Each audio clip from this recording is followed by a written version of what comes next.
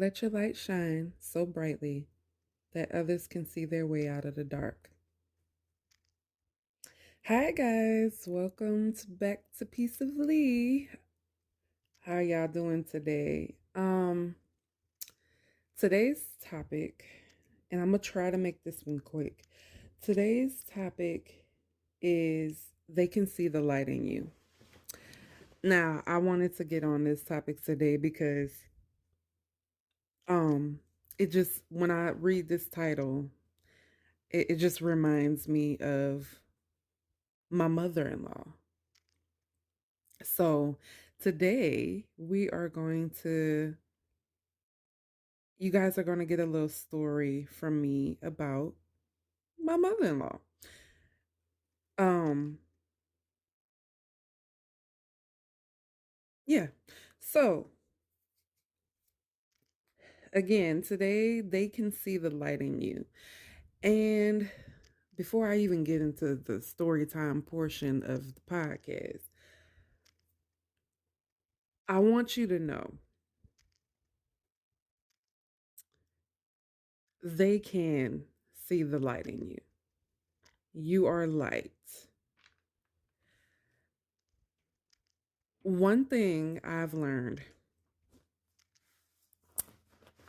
um over my 9-10 years of dealing with the narcan laws, you may not see light in yourself. You may not view yourself as light, because I know I didn't. I was a person who, first of all, I never wanted the spotlight on me. I always wanted to be behind the scenes. I didn't want people complimenting me. I didn't want people putting me on the spot. I I just always thought I was a regular person, nothing special about me, and that comes again with that broken child, that broken inner child. I never thought anybody wanted to be like me. I didn't think there was light in me. I just thought I was a normal person, but what I did know is that I was different from everybody else. I did know that, and I discussed that in our last video. Um, Me being that way caused me to be very frustrated with why are people, always treating me different. I'm just a normal, regular person. There's nothing special about me. I'm not rich. I'm not a celebrity. I'm just a regular person who was trying to find her way in life. So, what is the issue? You know, why do people act like this? And for me, for me, that was my question my entire life. I know the answer now. I know the answer now, but back then I did not know how bright my light was shining. That people apparently they need shades. They need to put on shades. That's how bright you are. Bright, like a diamond, like Rihanna says on her song "Shine Bright Like a Diamond." They can't take your light. When you walk in the room, you blow up the place with your light, whether you know it or not. And a lot of times we don't know, that when we the ones walking in the room and we get all the attention, we don't know that because we're so broken. Your self-esteem is low. You know what I'm saying? Most of the time you feel like I felt like you're really nothing. Nobody pays attention to you. There's nothing special about you. But when you come into contact with narcs, oh, somebody's paying attention because you don't belong here. You're not part of the cult. You're not part of the narc squad. They gotta put shades on just to look at you. You rumble their stomachs. You put pain in their bellies.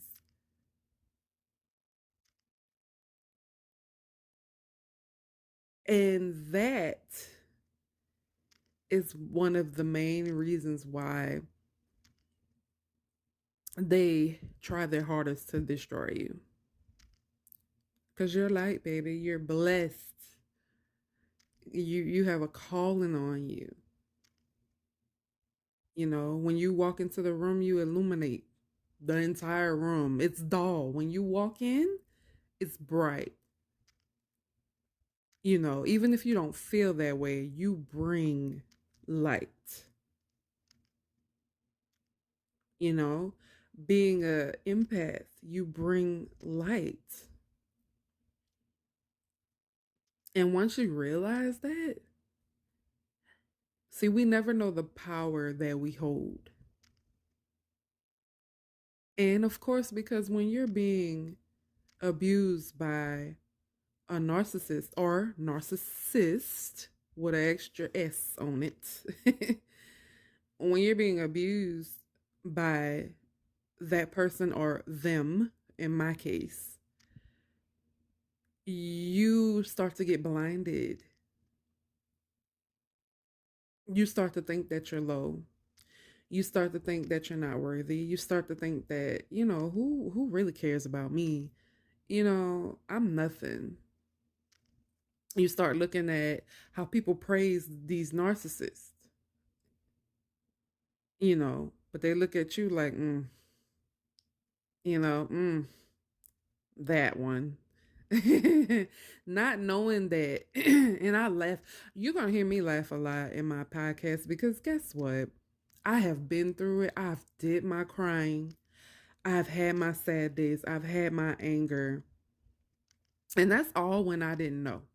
Well, even when I found out, you know, even when I started my healing process, I cried. I did all of that. And so all of it was nothing new. Hold on, guys.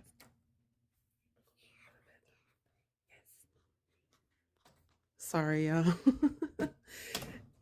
School's out, so the kids are here. And I thought I could see this early in the morning. It's about 7 something. And I thought I could get my podcast done while they were asleep, but guess what? It don't always work like that. All right, so back to what I was saying. Um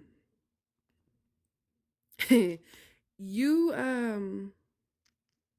you know your self-esteem is not there. And for me, I've done my crying. I've done all that. And now that I know the power that I hold, now that I know whose child I am, now that I know that, you know, God really loves me, you know, because you can say you know it, but do you really know that? Do you really understand that?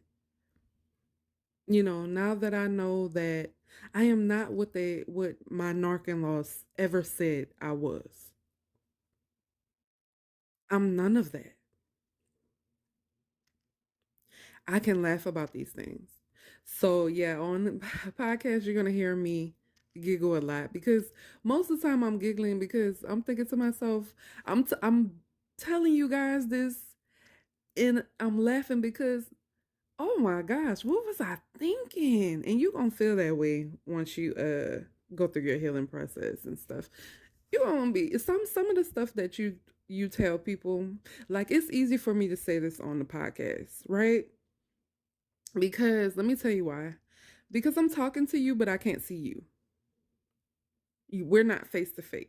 So it makes it a little easier for me because I notice now that I'm doing the work on myself and I've learned and I've been in no contact with these people for a very long time. Um, when I talk about it in front of people that are face to face, I feel so crazy, retarded. I'm sorry, but I feel like, girl, what is wrong with you? You know? And that comes to the point where it's always going to be somebody when you tell your story. It's always going to be somebody that's going to be like, huh, if that was me, I would have. And if that was me, I wouldn't have put up with. And that you can't say that. When people say that to you when you telling your story, just pay them dust. Because to be honest with you, you can be the strongest. You can come from a family that was healthy, that taught you how to be strong. You know, you don't put up with nobody's crap. You never have. And one day you fall in line with a narcissist because they see your light. You light, baby. They see it. And you fall in line with them and they charm your pants off. And I'm not talking sexually. I mean just charm because that's one of the things they love to do. They can charm. Honey, I have seen it all. Because let me tell you something, my if you could see a picture, and I tell this to my husband all the time. If you're an outsider and you don't know my in-laws, like you don't know them on the inside. Cause see, they're different people when they're on the outside. It's only when they're behind closed doors, they snake. They show their fangs, they show their horns. So if you don't know them, when you look at a picture of them, they look like angels. They really look like good people. They smile, they all dressed up to the T, especially when it's church time, honey. The big hats and the suits and matching each other, they make sure they in style, right? They smile and look like a well built, happy family. It's an illusion. It's a delusion. It's all fake. It's all smoke and mirrors. But if you're on the outside, and you don't know them, you don't know the true them, you don't know who they are when they get to the house and they pull the mask off. Hell, when they get in the car. Because if they're in the car and away from everybody that they're trying to make and convince that they're good, as soon as they get in the car, they take the mask off.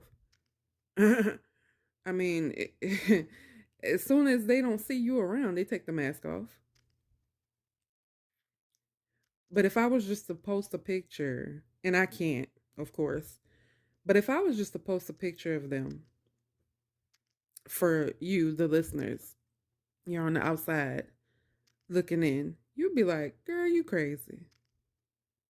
Them people look like the sweetest. You know what I'm saying? They look like they got their stuff together, like they love and care about each other. You would believe that. Because guess what? I believe that. I fell for that. And see, my mother-in-law and father-in-law are older people. They're in their elder stage. And you know, they little weak and frail looking. You know what I'm saying? So they get away with that. But I tell people all the time, because I've had people that back then when I tried to tell people what was going on with me, when I was trying to defend myself, when I didn't know any better, I would tell people, because I had an attitude then. After all this stuff, I started to become a person that I didn't recognize. I was very angry and a whole lot of other things. I was at my tipping point. So when people came around me, they're like, no, you're the problem. It was easy for my in-laws to get away with saying bull crap about me because they had got me at my tipping point. They had got my goat. I was angry. I'm tired of the bull crap. I am pissed. I'm sick of y'all getting away with all this. I'm sick of people acting like they can't, I was angry. Every day I woke up, I was angry. I was breathing smoke out my nose. Fumes was coming out my ears. And around that time I still knew who God was. God was still on my mind. But I think at that point I was angry with God because I was like to God, I was like, how could you let me go through this? Why are you allowing these people to do this to me? I was angry. I would say to God, I pray to you to get me out of this situation. And you continue to leave me in it. What did I do? You know what I'm saying? Not knowing like I know now, it's plenty of times God was trying to relieve me of that situation, but I chose to stay. And when you're in that type of situation where you're being abused, and it doesn't have to be physically. Because, see, a lot of people, like I said, common sense, it ain't for everybody. A lot of people think when they hear abuse that that's just physical. There isn't just physical. There's mental, there's verbal, there's emotional. Abuse runs on a long spectrum. There is no such thing as just one particular abuse. And see, when people are not educated in that, you know what I'm saying? When they are, I got the word on the tip of my tongue, but I can't find it. You know what I'm trying to say. When they just ignorant, there it is. I got it. Sorry, y'all. When they're ignorant to things and they think they know, people think abuse is physical. So when you say they're abusive to me, they're abusing me, they looking for marks. Well, I don't see no black eye. I don't see no busted lip. I don't see no hair pulled out of your head. Show me the physical evidence that these people are abusing you. The ignorance, and it makes you mad. So you can't tell everybody because some of these people, they make you want to just, I don't even want to go there, but sometimes people just make you want to, because they're ignorance. One of the things I found out that a lot of narcs will not touch you because guess what? They put their hands on you, they leave physical marks, and a lot of narcs are very covert. They ain't gonna put no marks on you. The marks that they're gonna put on you, it can't be seen with the human eyes.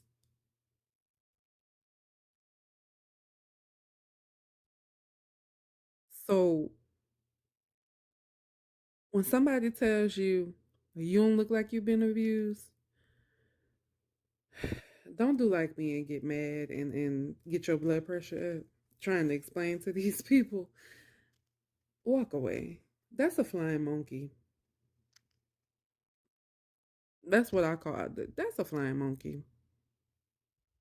Flying monkeys get the narc side of the story, and that's all they run with that. They don't even know your side. Don't care to know your side.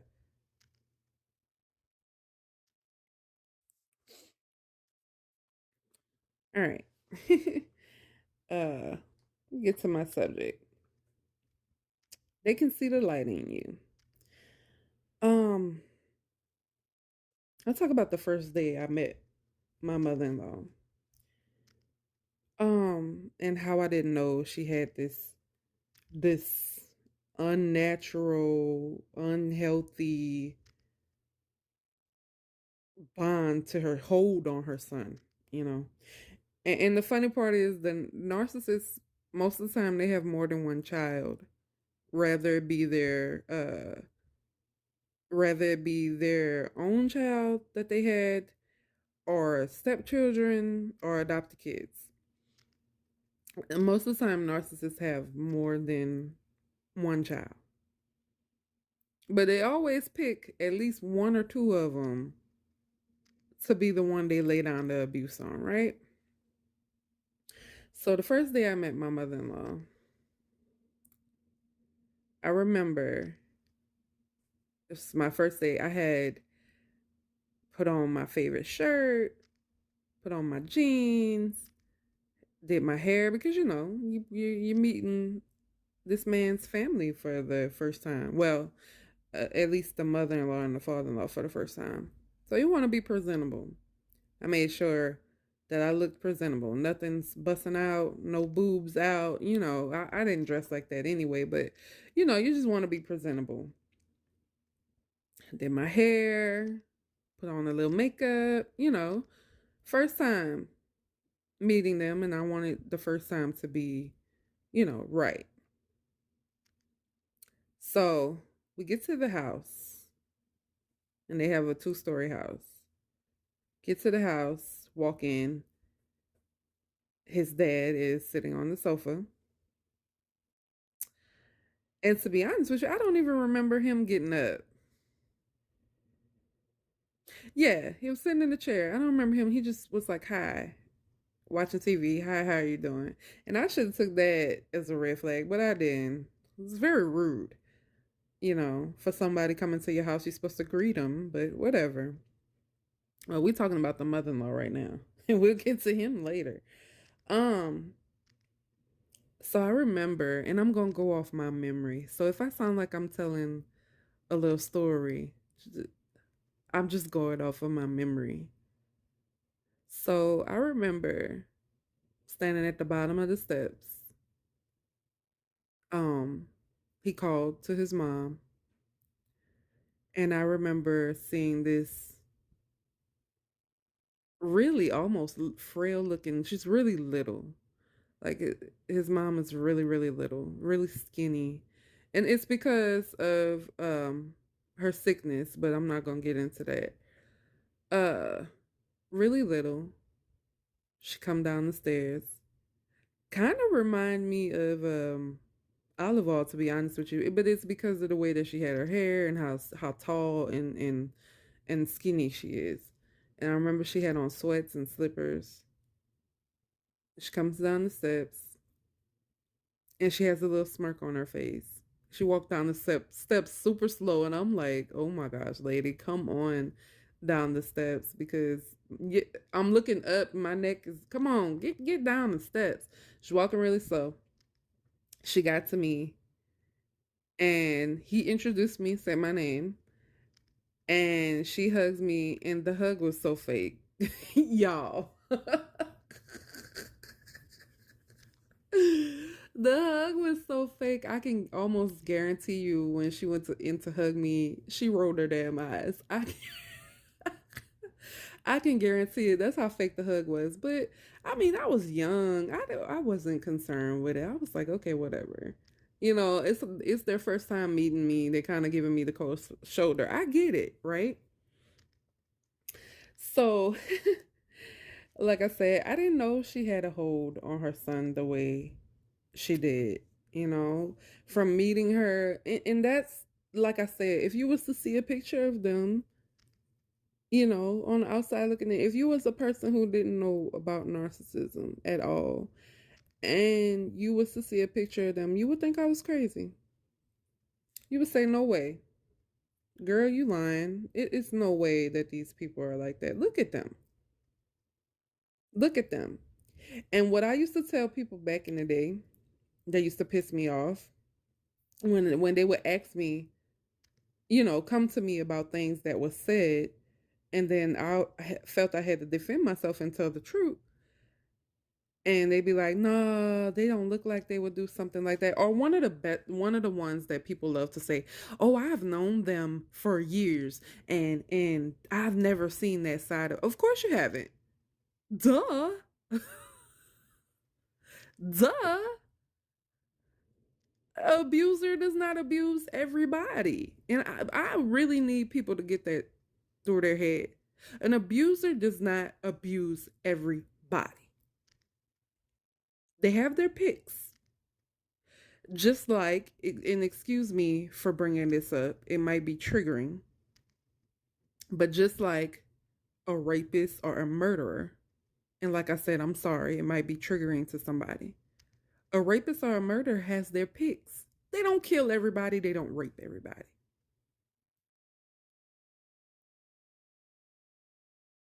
Okay? So, same thing with an abuser. They don't abuse everybody.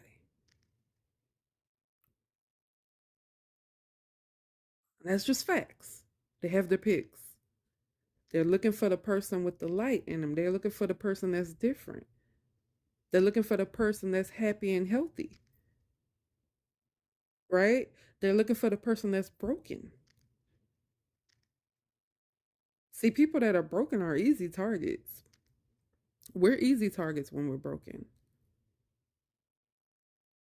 We're easy to manipulate. We're easy to get over on. We're easy to create a narrative by act, and they act like they're the perfect angel and they're coming to save us. They ain't looking for somebody who's just like them. How would it look if a narc, a narcissistic person, I call them narcs for short. People can, when I say narc, people confuse that with a snitch. Sometimes I say narcs for short because if you haven't noticed yet, I have an accent and sometimes saying narcissist too many times I'm gonna mess it up. So I'd rather just say narc for short. Where I'm from, my accent, our accents are heavy. And so I'm trying to talk to you guys with my mouth kind of wide because my accent is very heavy. So even if you don't hear it, if you feel like I'm talking regular, I do have an accent. But I know for me, I have to talk a certain way because if I talk in my regular in my accent that I was born with, out from where I'm from, I'm trying not to child talking so fast, trying not to disclose where I'm not trying not to say where I'm from. Um, a lot of stuff you'd be like, what did she just say? So for me, I'm really learning how to. That's why I take my time on the podcast. That's kind of why they get a little long. And like I said, I do apologize, but I was trying to get the point out there, but I had to take my time with it because I can get tongue tied really quickly. Um, yeah, I used to tell people back in the day, they used to be like, "Oh, I don't believe you." I used to be like, "Well, even the devil was an angel. Even he was an angel, a beautiful angel. So don't get it twisted." Because my mama always told me everything that glitter ain't gold. So don't get it twisted. Okay? Don't get it twisted. That's one thing you ought not do. Cause just because it looked pretty. You know what I'm saying? There's snakes out here that's pretty, different colors, but they will bite you. It's no difference. So back to the story. Yeah, just meeting her, I just assumed that her cold shoulder was because, she don't know me like that. And you talking about dating my son. I thought that's how mothers are with their son. But little did I know we in a whole nother playing field. Cause baby, the stronghold she had on her son, this woman really, really had claim on her son. Like she'll tell you, that's my son. And I had to hear that a lot. And even when she wasn't talking to me, she was talking to other people. That's my son. Well, wait, you got, and I used to think you got other kids. You don't even talk about them like that. That's my son. I am his mother. You would hear that out of her mouth so much, and of course, like I said, I didn't know about these things, so I just assumed that this lady a little crazy. I didn't know that it's far beyond crazy, right? We on a whole nother playing field. I didn't know that, girl, you didn't stepped into some muddy water and you finna drown. So,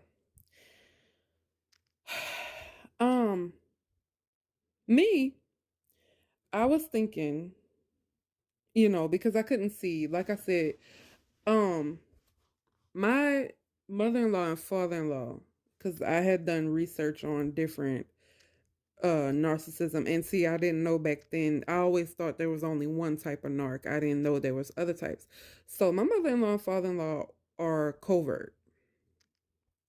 So it was easy for them to slither past me without me seeing, you know, and why I say that is I assumed the whole time that it was the sister-in-law that I talked about on my last thing on my last podcast. I assumed that it was just the sister-in-law because she's overt. She don't care. She shows her horns, honey. She shows them. She don't care. She's very overt, very loud. You know what I'm saying? She's just one of them people. And so the whole time I assumed that I'm just dealing with one narc, which is the sister-in-law, right? And found out, baby, you've been dealing with narcs this entire time. It's just the other ones are very covert and very sneaky and sly. And that they were using the sister-in-law, the overt, which is very loud and she don't care. They were using her to get your goat while they stand behind the trees, throw rocks, and hide. And for a long time, I felt like it was just the sister in law that, it was just his sister that I had to worry about. But see, that's how cunning, and I'm supposed to be talking about my mother in law on this one. That's how charming my mother in law is. She's a charmer. Child, she'll bake you a cake, bake you a pie. You know what I'm saying? Spend money on you, charm the hell out you. Literally. I remember when I started realizing, really, really, truly realizing that this is very serious and these people are playing with my life. I remember being on a beach somewhere, and around this time, which is funny, I was actually hanging out with the sister-in-law because she was behaving, the little thing that narcs do when they want to act like, oh, we're all good, I care about you, I love you, everything is great, before they bite you in your behind again, right? I remember being at a beach and it's beautiful. The wind is blowing, it's early in the morning, the sun is just rising up, and we're supposed to be spending family time, right? And it's me and the sister-in-law standing there. And I don't remember what the conversation was that we were having, but she says, I'm proud of you and my brother. Now listen to this, because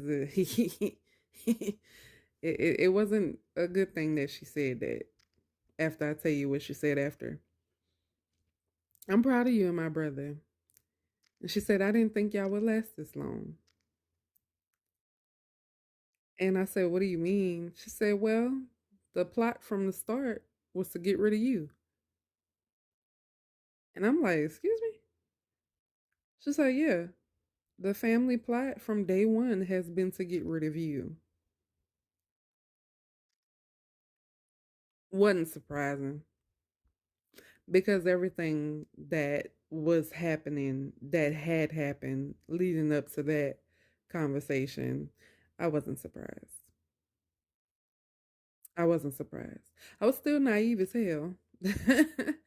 I was still naive, still thinking that there's a chance in this family, and one day that they'll like me and understand me.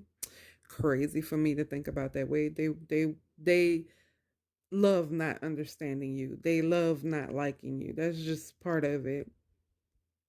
And like I said, there's a lot of smoke and mirrors, even for me, because they would sit there and they would have phases. Like my mother-in-law would have phases where, oh, she love you so much, doing all these things for you, charming you, buying you things, making you food, talking highly of you. And then next thing you know, maybe 2 weeks, a month later, she bashing you. She talking about you to everybody. You know, the smear campaign. Oh my gosh. When I tell y'all the smear campaign, and I'm going to have a podcast about that. The smear campaign is one of their tactics that they use religiously. My name has been smeared from the rooter to the tutor. Okay? The things that I have heard about myself out of other people's mouth who have heard this from them, my reputation has been ruined with a lot of people.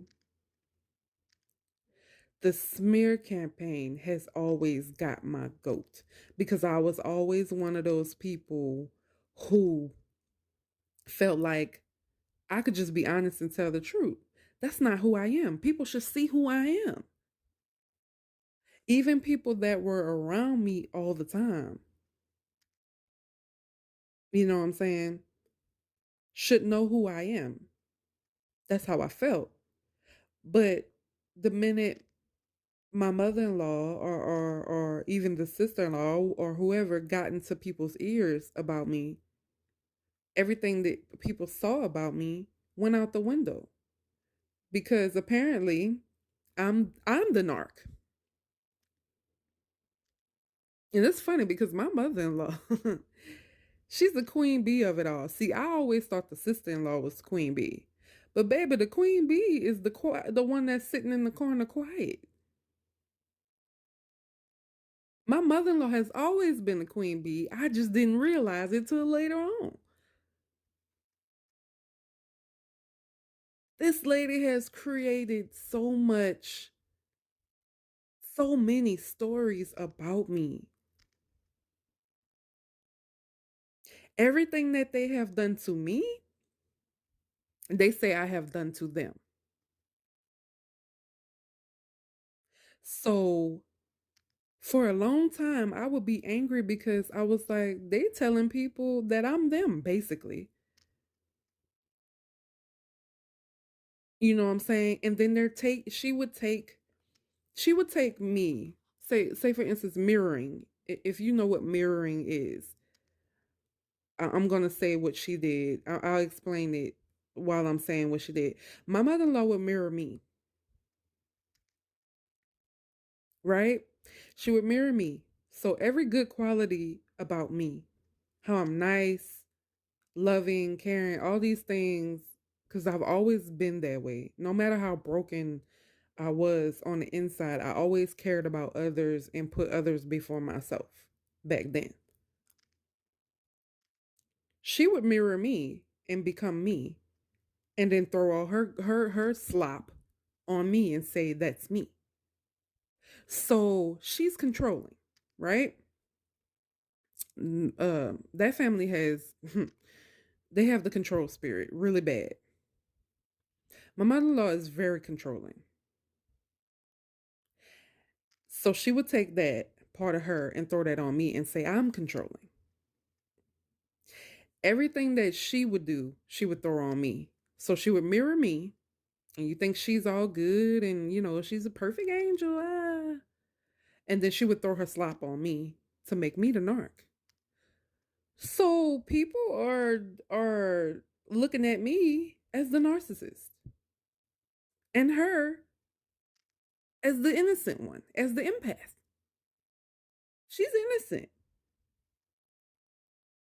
I'm the narc. And I used to get highly pissed about that. Because not only was she doing that, I mean the sister-in-law was doing it too. The father-in-law was doing it too. There's another sister-in-law, but we'll get to her later. Cause she married into the family and she's a narc. How that work? I guess that's how it goes.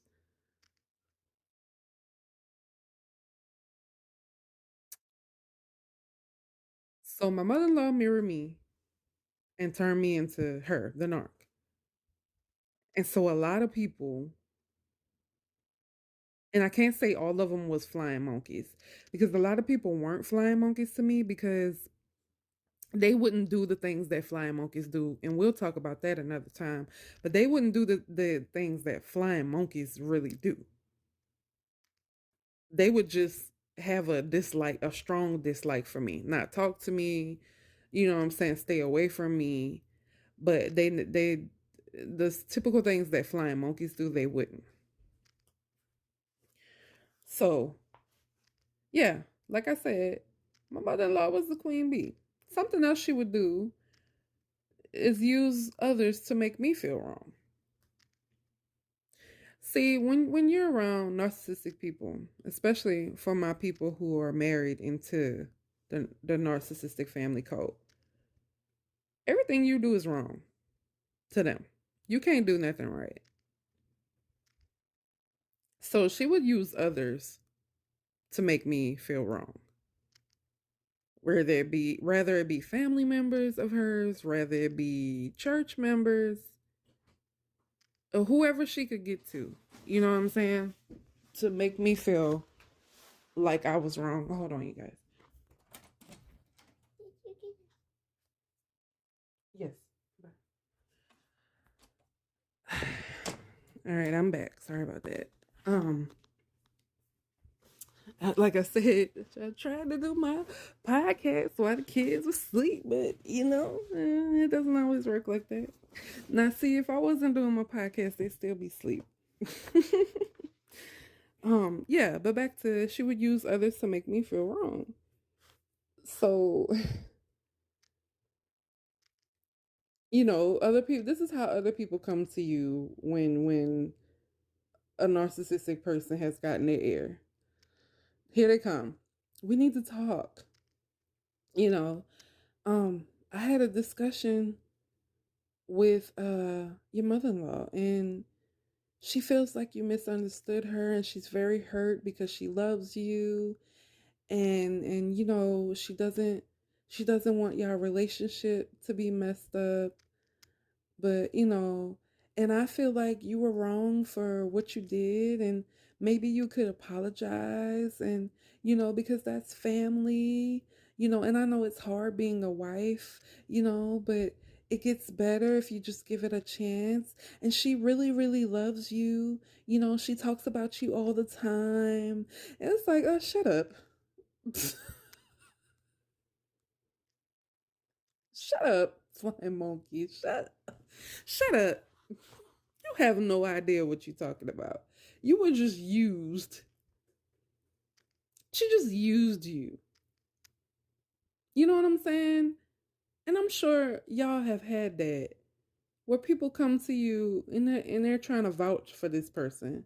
Mind you, these people have never seen this person outside of the persona that they put up. A lot of people who would come to me,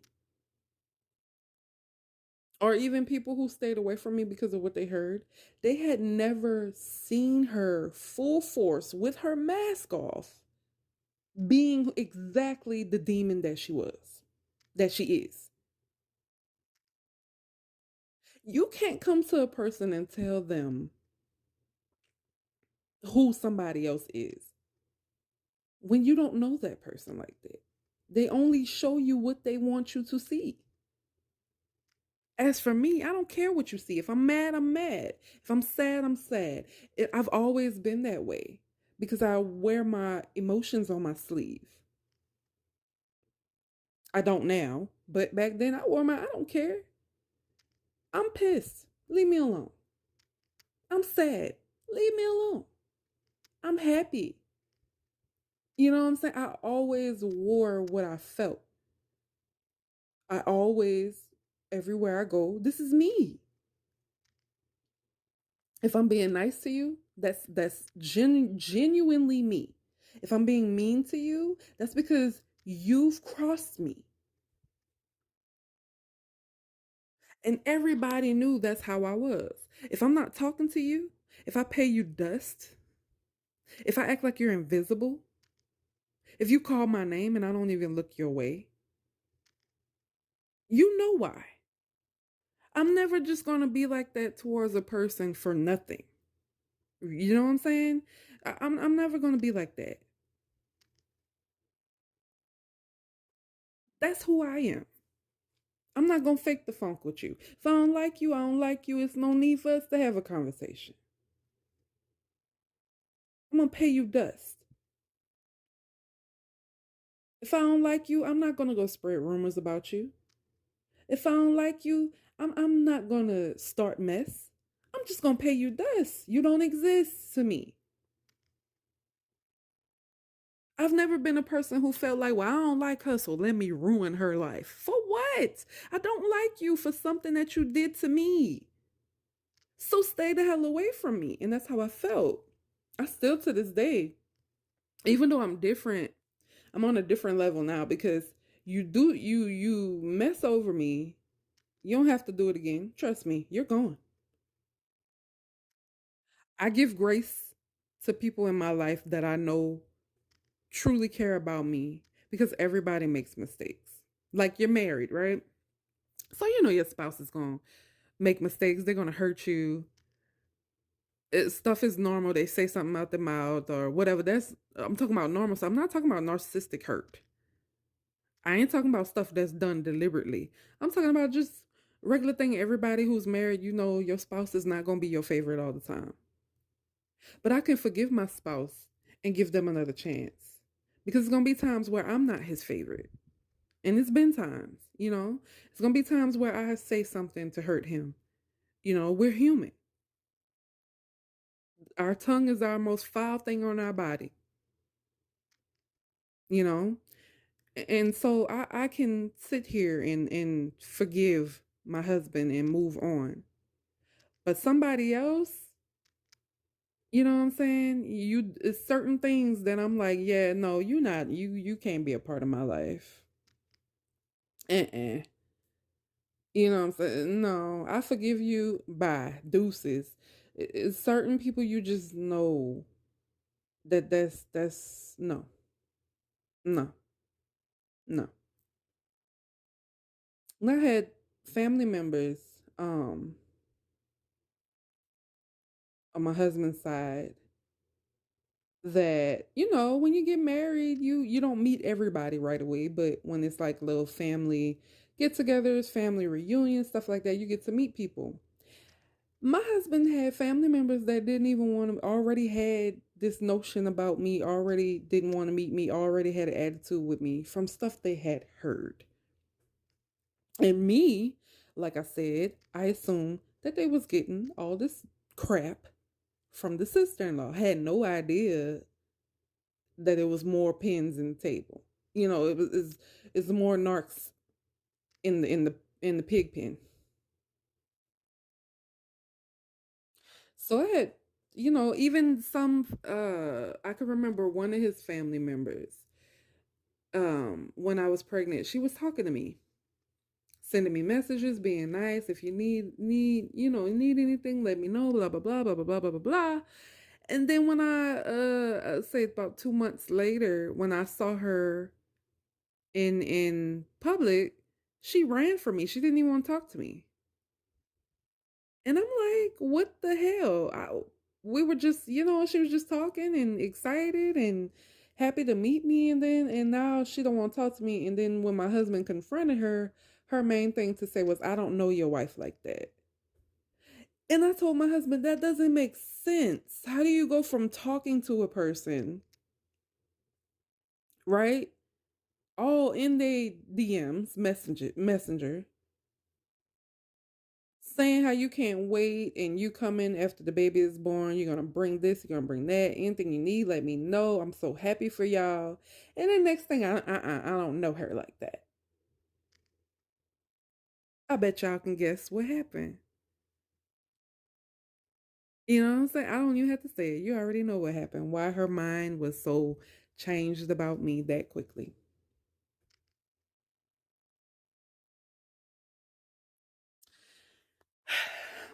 The next thing,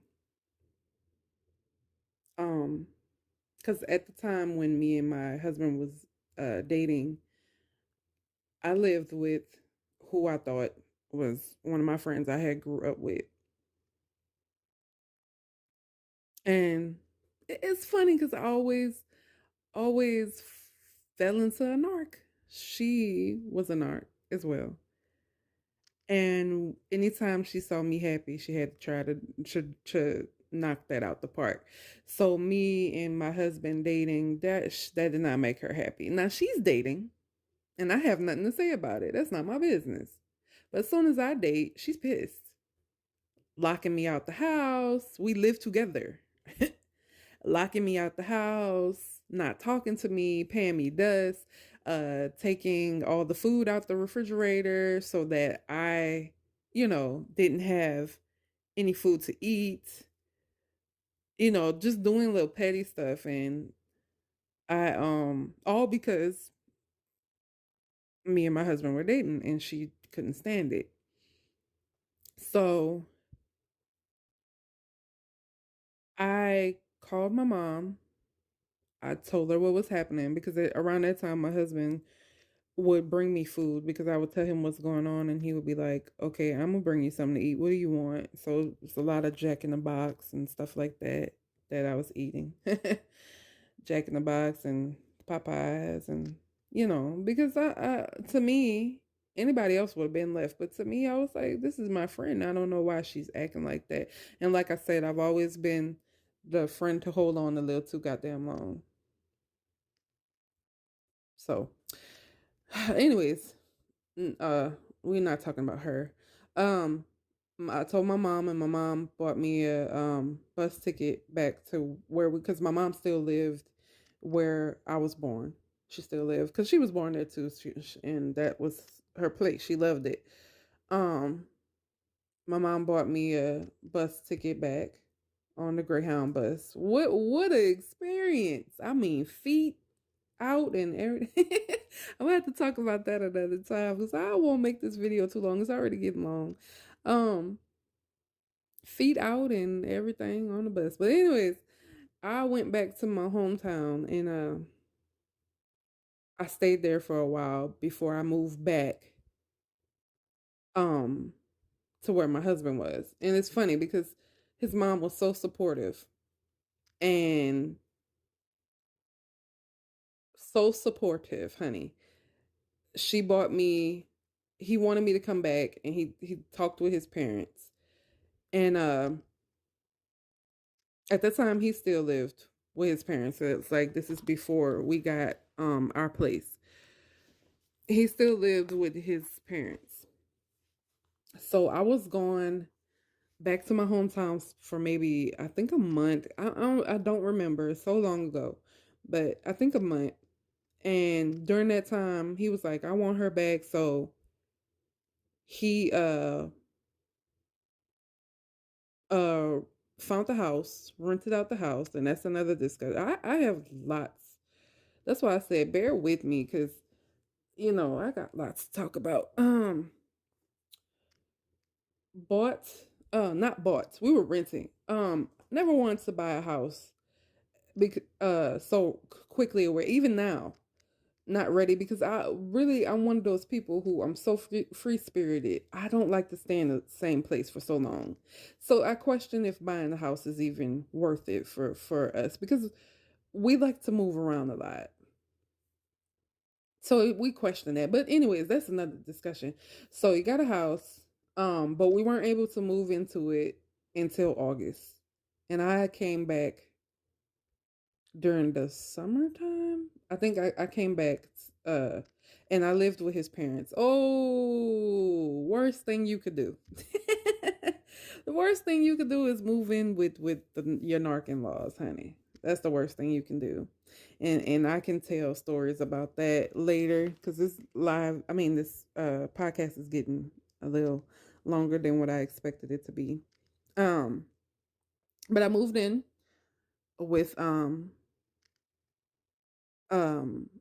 with my narc in laws. My mother in law actually paid for my ticket, my plane ticket, back to them. My mother in law, father in law, and my husband actually picked me up at the airport, and they were so nice. When I moved in with them, they were really nice to me. It's hard for you to figure out that people are foul and they stinking up the place when they being so nice.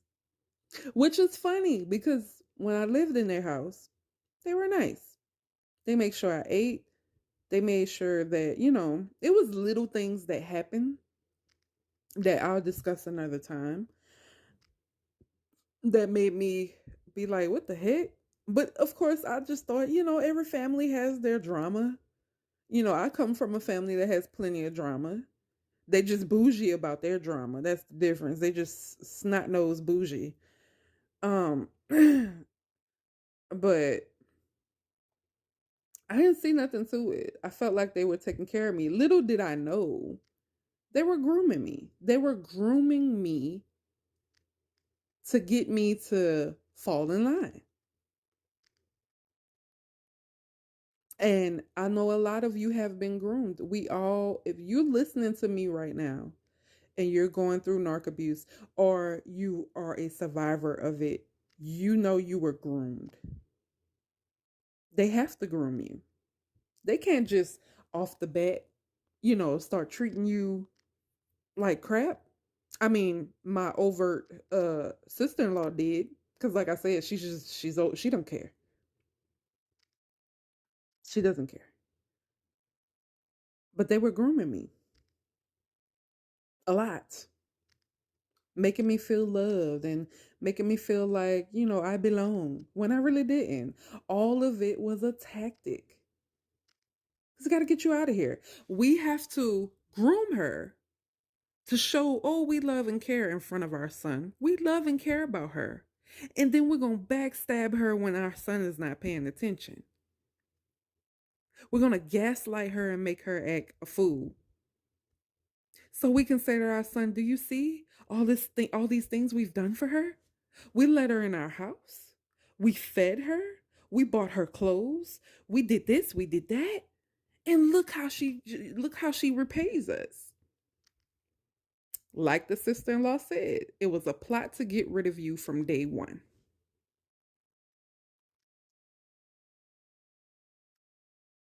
So, of course, moving out when August came, moving out, that's when hell broke loose. And guess what? My narc mother in law started to show her horns because I guess they felt, or well, she felt, I can't groom her if they're not living with us. If she's behind closed doors with my son, they're living in their own place, I don't have the control, right? She didn't have the control. That was the biggest thing, right? So that's another story for another time as well. When me and my husband moved out and got our own place. And the wedding, because we got married um in that October. We got married.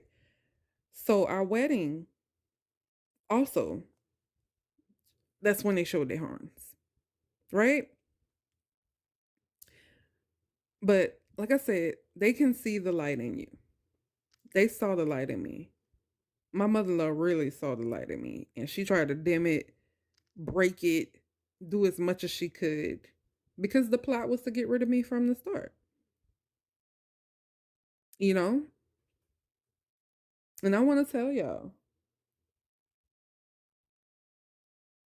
you are light. I say this to people all the time that are going through this. You are light and they can't take it. You hurting their eyes. You have to go. They got to get rid of you. You know, and I'm talking to people because I'm not talking to people that are in relationships with narcissistic people because they don't want to get rid of you. Not in that way. They want you to stay so they can abuse you.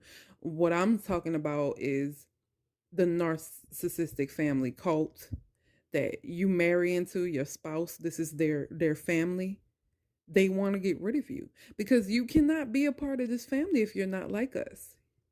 You don't mesh. And like their son, my husband, was the scapegoat. We can't continue to abuse him if you come in and you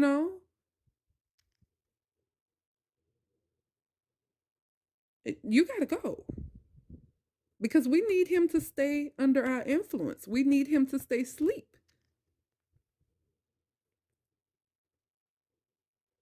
And for me, I can say I was asleep, half awake, partially with my eyes open because even though I was asleep on a lot of things and I was ignorant to a lot of things, it's still a part of me that was always like, this something about this family ain't right. And I come from a family that ain't right, but I know this is on a whole nother level of ain't right. I don't know what to call it. I don't understand it. Like I said, I didn't learn about narcissism until I was 28 years old. When it magically, well, I don't even want to say magically, because I think it was, for me, it was God. Because it just popped up on the TV out of nowhere. And it was just what I needed to get started on my journey to waking up.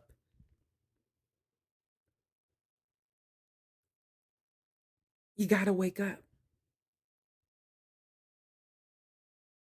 It feels like you can't get out, but you can. And so, my ending quote for this podcast: the light of God is in you. Let your light shine.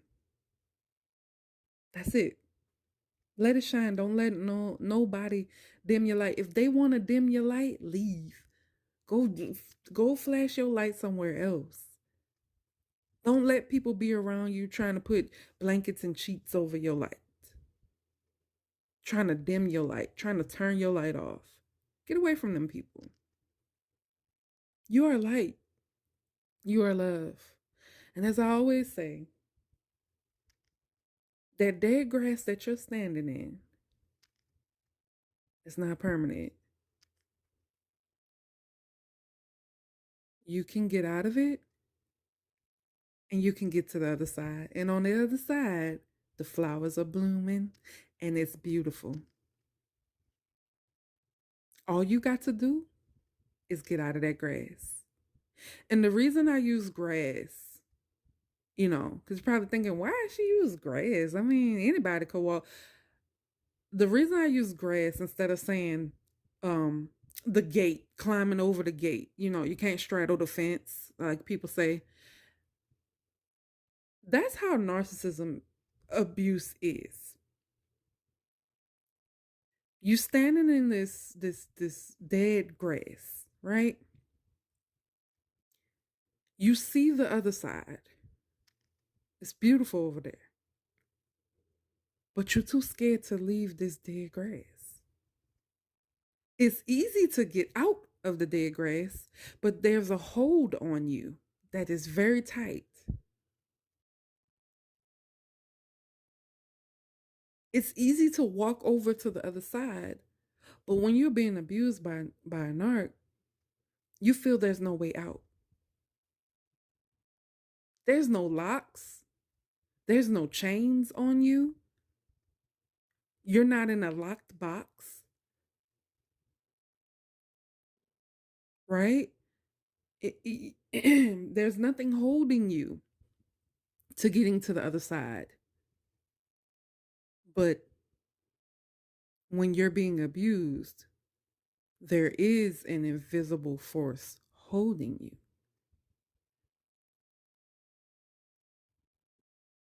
You're asleep, standing in the dead grass. You can get out, but you're too scared. That's why I say the dead grass, not the green grass, because it ain't green. When you dealing with narcissistic abuse, the grass is not green. It is dead. It is brown as brown. It is crispy.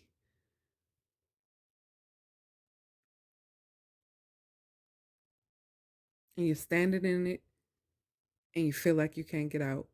But all it takes is an awakening of your mind to get your feet moving, for you to walk out of that dead grass and go to the other side. It takes an awakening of your mind, your heart, all of that.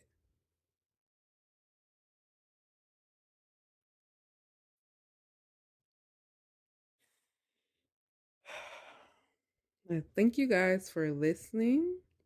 Um, I want to say God bless. Uh, I hope I reached somebody today. Um, like I said, they can see the light in you. It's time for you to start seeing the light in you and know that the power that you hold, because you're very powerful. You are light. You are love. Again, thank you guys for coming to my podcast peaceably. I'm gonna